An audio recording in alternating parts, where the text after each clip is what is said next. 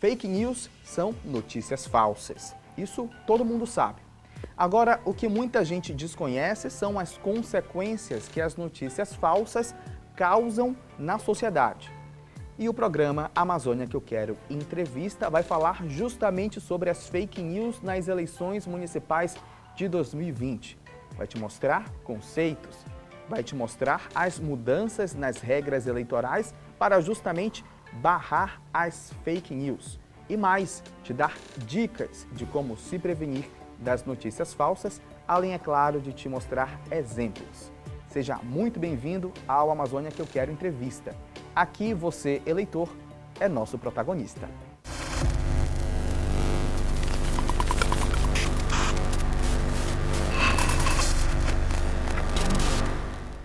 E para falar sobre esse tema tão importante, nós recebemos aqui no estúdio a professora da Universidade do Estado do Amazonas, doutora em Direito Constitucional e advogada Luziane Figueiredo. Tudo bem? Tudo bom, Clauson. Muito obrigada pelo convite. É sempre um prazer a gente poder contribuir sobre esse tema, né? Sobre esse tema das fake news. As fake news estiveram muito presentes nas eleições de 2018. Parece até que muita gente sabe o significado dela e, de fato, se trazer para o ditado popular não, se trazer para o brasileiro, são notícias falsas. Mas tem muita gente que, até assim, divulga essas notícias. Então, para a gente começar o nosso papo hoje, é importante a gente sempre relembrar o que são fake news e como elas funcionam. Então, a expressão fake news já é uma expressão enganadora, né? Porque o que é falso? A notícia nunca é falsa.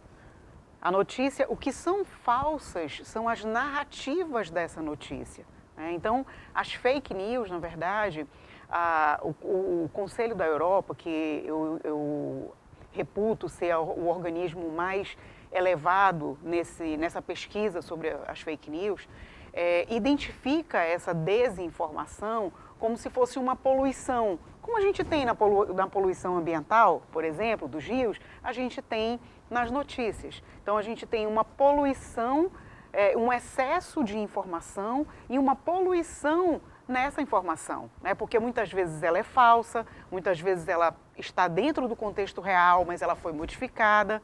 Às vezes ela foi criada com dolo, ou seja, com o intuito de provocar um dano, muitas vezes ela foi criada sem esse intuito, né? Às vezes a pessoa se sentiu à vontade para repassar aquela fake news, mas ela não sabia o dano que ela poderia causar. Então, no contexto geral, é isso, assim, a narrativa é que é falsa, né? E a gente precisa observar muito alguns critérios para poder chegar a essa análise, né? E o brasileiro utiliza muito a internet, né, Luziane? E o brasileiro utiliza muito a internet, principalmente as redes sociais. 89% da população brasileira está no WhatsApp, mas o Facebook é a rede social mais acessada. Inclusive, nós preparamos uma lista que nós vamos mostrar para você agora sobre as fake news nas eleições de 2018. De acordo com a pesquisa Ibope, nas eleições de 2018, o eleitor leu mais notícias falsas no Facebook, 80%, WhatsApp, 75%, Instagram, 18%, YouTube, 15% e Twitter, 8%. 11% declararam nunca checar notícias. 42% dos entrevistados disseram que às vezes checam. E 47% dos entrevistados verificam as notícias que leem. 2.000 pessoas foram ouvidas. A pesquisa, lembrando, foi realizada pelo Ibope em 2018. E o presidente do Tribunal Superior Eleitoral, ministro Luiz Roberto Barroso, falou sobre as dificuldades que o TSE deve enfrentar nas eleições de 2020 por causa das fake news. Na medida em que as redes sociais adquiriram protagonismo no processo eleitoral, passaram a sofrer a atuação pervertida de milícias digitais que disseminam o ódio e a radicalização. São terroristas virtuais que utilizam como tática a violência moral em lugar de participarem do debate de ideias de maneira limpa e construtiva. A Justiça Eleitoral deve enfrentar esses desvios, mas é preciso reconhecer que sua atuação é limitada por diversos fatores.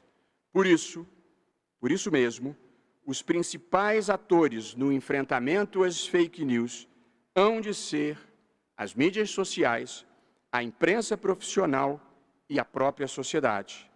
Luziane, como disse o presidente do TSE, essas milícias digitais, elas preocupam porque a gente não vê, a gente não sabe.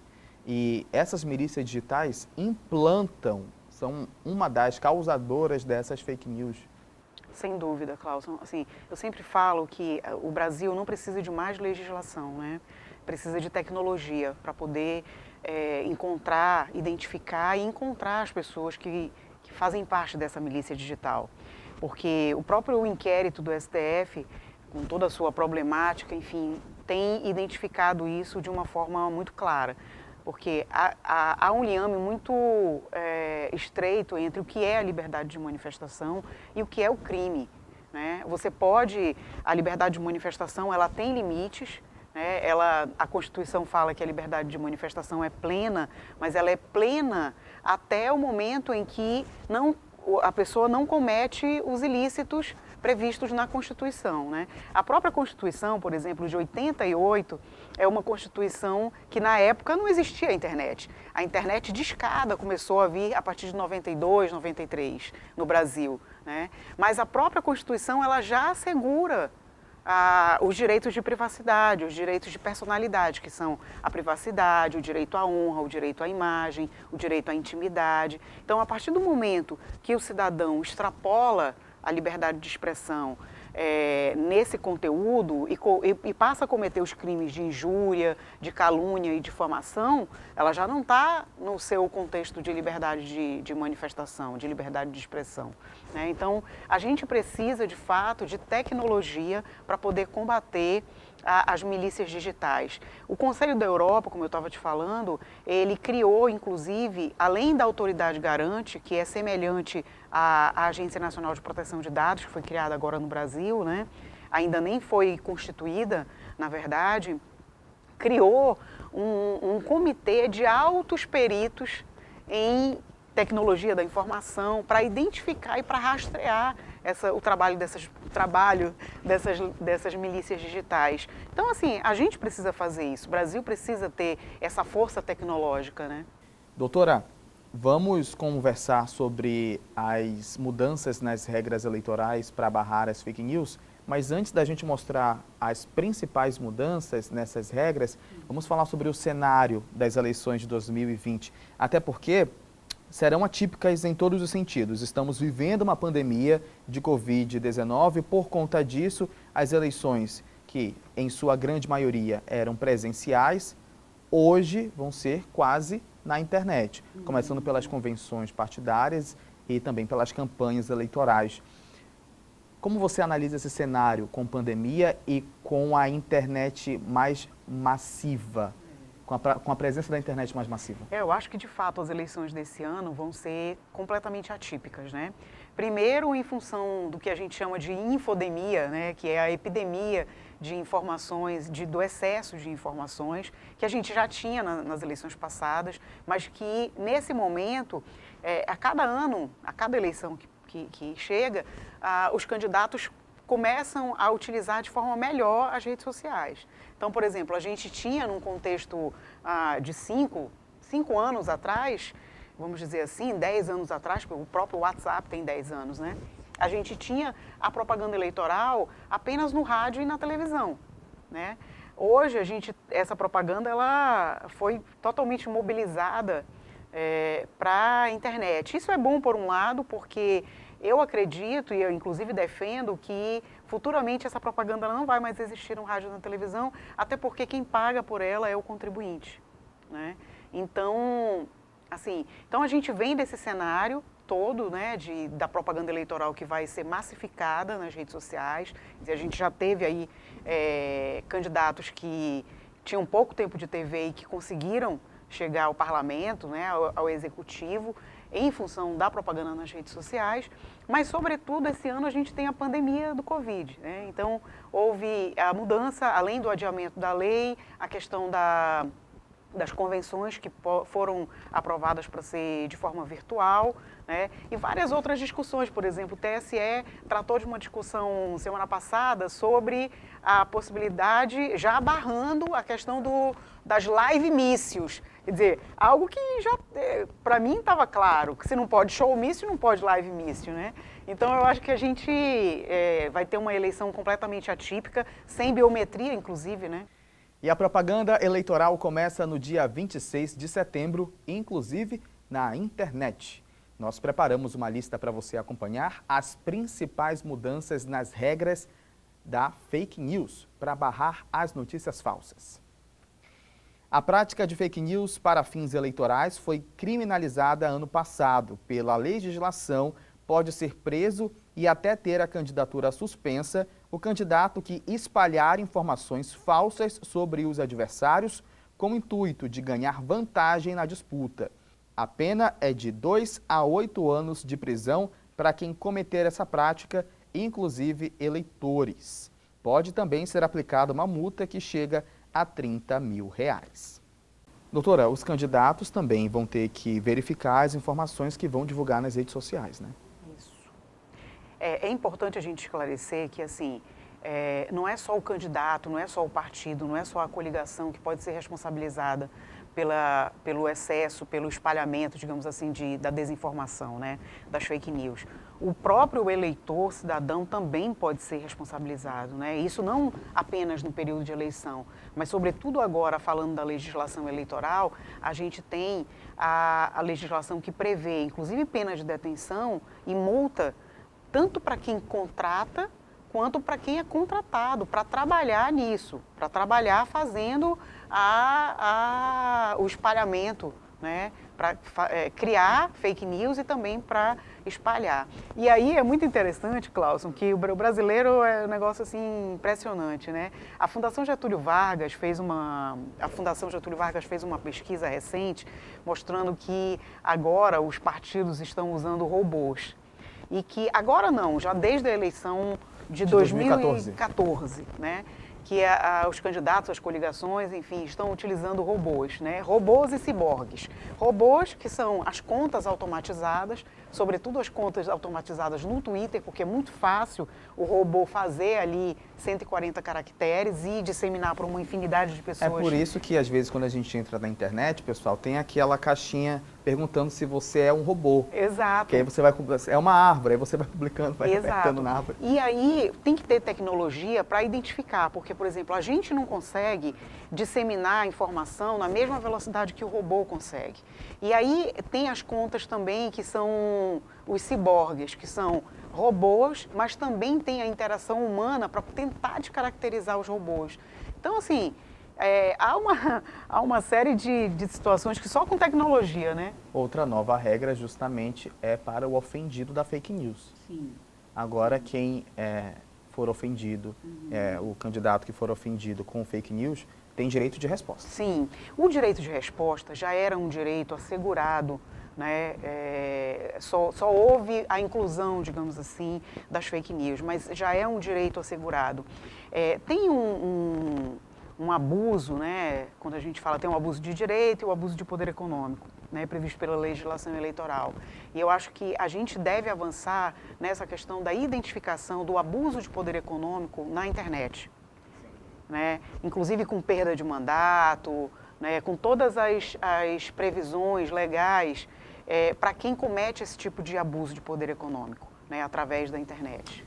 Outro ponto muito interessante que é bom salientar é o papel das redes sociais para conter essa disseminação também. Não adianta só o Tribunal Superior Eleitoral criar as regras, até porque as fake news se disseminam através das redes sociais. Então que Facebook, Twitter, Instagram, que todas as redes sociais também contribuam. Exato. Os provedores, né, de internet estão sendo chamados para contribuir com os tribunais. E aí entra uma certa crítica, Clauson, porque assim, é isso que eu estou dizendo, a gente precisa de tecnologia, a gente não pode depender das redes sociais para identificar e para rastrear essas fake news, né?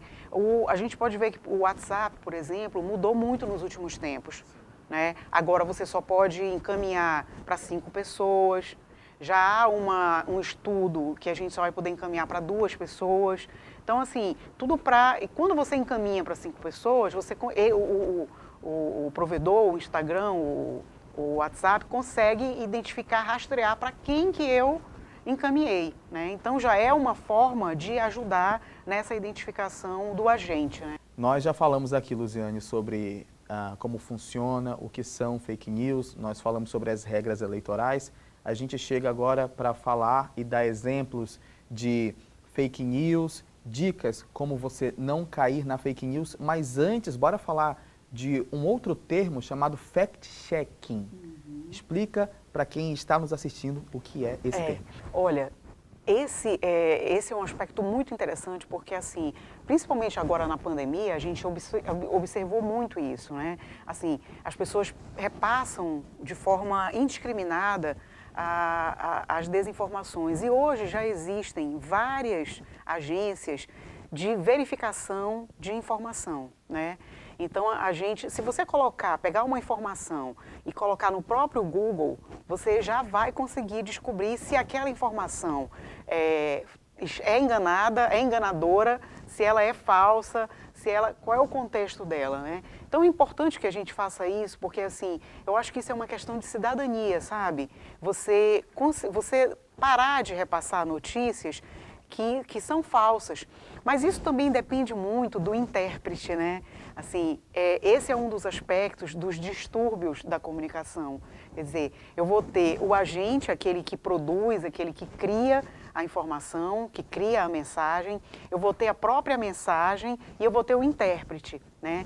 Então, essa mensagem, quem cria essa mensagem? É um organismo oficial? É um organismo privado? Qual é o interesse desse agente? Né? A mensagem é uma mensagem atemporal, é uma mensagem durável, é uma mensagem que quer atingir um público específico, né? E o intérprete é aquele que a gente chamava de receptor antigamente, né?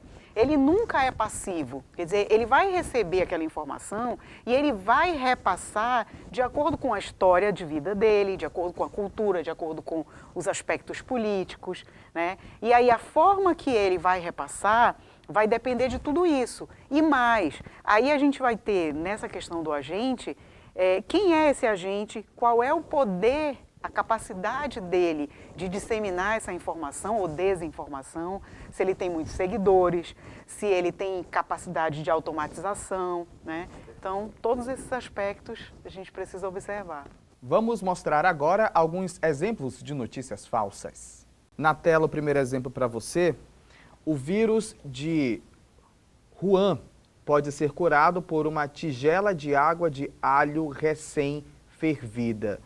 Aí você está vendo na tela, o velho médico chinês provou sua eficácia, muitos pacientes também provaram que isso é eficaz. Doutora. Totalmente, né? Totalmente equivocada. E aí a gente vai ter 4 aspectos, assim, que eu sempre gosto de mencionar para identificar o que é uma fake news, né? Porque, como eu falo, você parar de repassar fake news é uma questão de cidadania. Sobretudo quando você tem no grupo pessoas idosas, né? Agora na pandemia, por exemplo, as pessoas estavam meio que enclausuradas e aí aquele excesso de informação e de informação deturpada atrapalhava demais. Então, a gente tem 4 aspectos, assim. O primeiro é para você identificar uma fake news, né? Primeiro é o aspecto sensacionalista. Aconteceu agora, isso é uma bomba, né? Aquele aspecto de você tem que repassar essa informação, é o segundo aspecto. O primeiro é o sensacionalismo, o segundo é o que clama por compartilhamento. Repasse essa informação para a maior quantidade de pessoas que você conhece. O terceiro é que ela sempre é atemporal, né? Nunca tem uma data, nunca tem um dia exato. É bem diferente do que a gente aprende no jornalismo, que é o lead, né? Quem, quando, onde, porquê, como. Exato. As fake news não tem esse lead, né? E a última questão é a falta de uma fonte. Por exemplo, aí, um médico chinês, um médico da Universidade de Harvard, quer dizer, não tem o nome da pessoa, não tem... É muito fácil, né, fazer uma informação sem fonte. Bora ver outro exemplo? Vamos ver. Olha só esse exemplo aí que você vai acompanhar na sua tela. Gargarejar com água morna ou salgada evita que o vírus vá para os pulmões.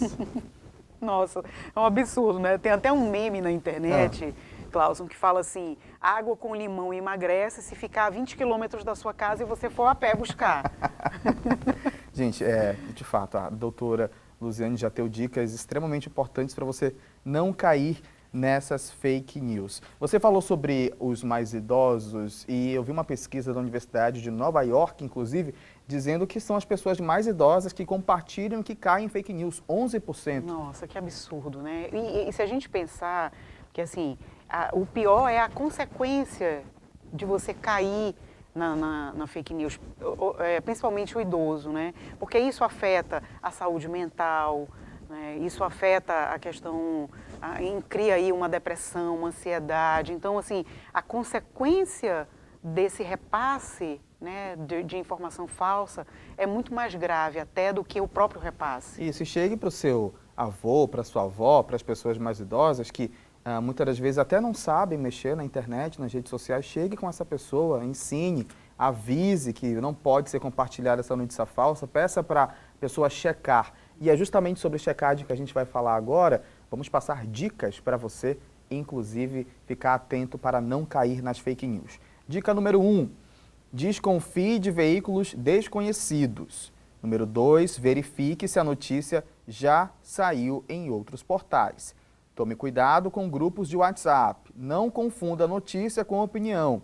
Confira os sites verificados de notícia.